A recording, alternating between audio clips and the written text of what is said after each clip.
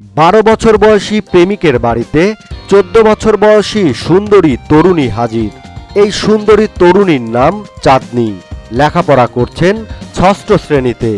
পিতার নাম আনন্দচন্দ্র হালদার আর ছেলের নাম শ্রী লিট্টন জয়।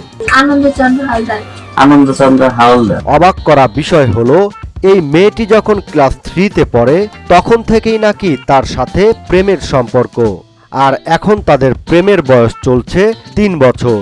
ওই সময় ক্লাস 3 পড়ে। এই কথা যদি সত্যি হয় তাহলে চাঁদনী যখন থেকে প্রেম করছেন তখন তিনি দুধ খাওয়াই ছাড়েননি।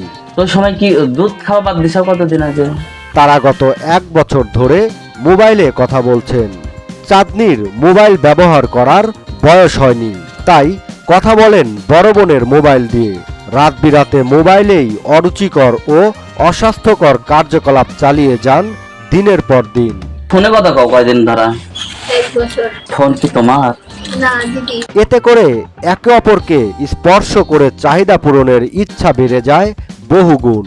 বয়স কম হওয়ায় বন্ধু বান্ধবের বাড়িতে সময় কাটানোর চেষ্টা করে ব্যর্থ হয়, কারণ তাদের বয়স এতটাই কম যে এই বয়সে কোনো বন্ধুর বাড়িতে প্রেমিকাকে নিয়ে যাওয়া সম্ভব নয়।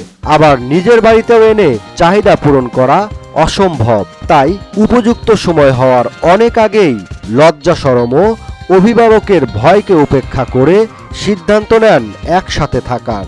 ফলে 12 বছর বয়সী চাঁদনী কোচিংয়ে যাওয়ার নাম করে লিট্টন জয়ের বাড়িতে হাজির হয়। বাড়িতে কি বলছিল যে আমি কোচিং এ গেলাম?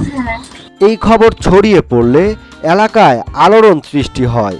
স্থানীয় সাংবাদিকরা হুমড়ি খেয়ে পড়ে লিট্টন জয়ের বাড়িতে। কথা বলতে চাইলে চেয়ার নিয়ে বসে পড়েন চাঁদনী। এ সময় তাকে খুবই হাস্যোজ্জ্বল ও আনন্দিত দেখা যায়। কোন ক্লাসে পড়া? 6 এ। লিট্টন কোথায় জানতে চাইলে চাঁদনী হাসতে হাসতে বলেন ও ঘরের ভেতরে আছে।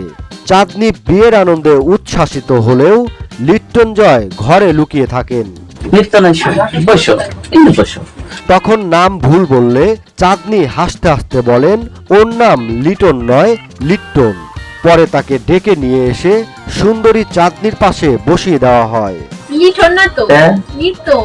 লিটন।